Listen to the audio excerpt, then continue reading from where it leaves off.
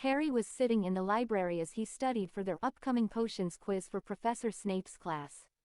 Harry was growing bored by the minute. Every time Harry tried to doze off, Hermione would notice and snap her fingers in his face or hit him with her wand. Which hurt quite a bit, and he definitely didn't want that again. But he also just felt like he couldn't focus.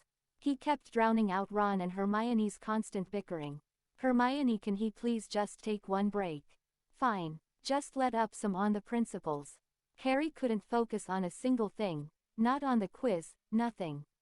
The constant bickering between Hermione and Ron was starting to get to him, and the only person who seemed to understand him was the Slytherin he was best friends with and hated. He hated the idea in which they were so different, but he had to admit, he had something for Draco.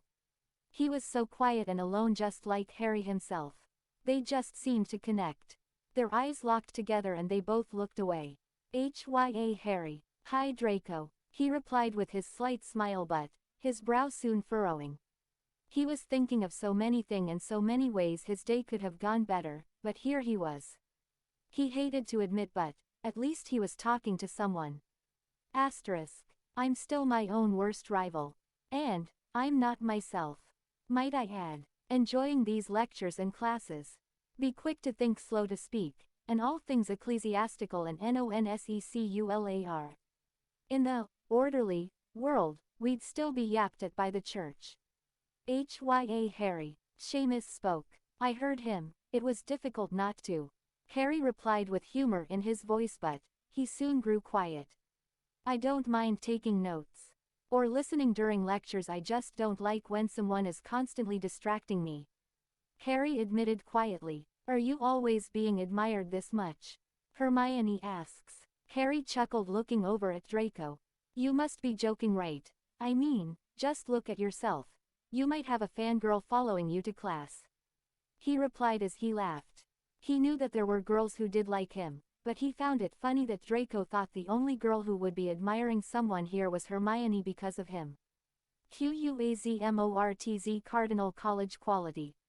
The watch is supposed to match the man of the manor. No, Harry laughed, thinking how ridiculous it was that someone like Draco thought he should be admired by all these girls. "Oh, you think so? Maybe I should ask someone else out," Harry teased, knowing Draco would be slightly peeved by that comment. Just the idea of someone liking Draco, and not the other way around. "I could go on a date with Hermione or someone else in Gryffindor," he added on, just to get Draco's reaction. "I think that you are probably being a little repetitive." "There, I am not being repetitive, Draco, I'm just telling you what I'm going to do. You make up your own damn mind. How can you possibly be such an optimist? Have you remembered nothing? Patience over haste, virtue over waste." Harry's eyes widened at the sudden outburst. Draco's, not myself, I'm outie, my student, had he but the sense. "Are you yourself, man? Mad? For what?" Now it was Harry who looked confused. Just what was Draco getting at? Had he lost his mind, or was there really something that he was trying to dig at?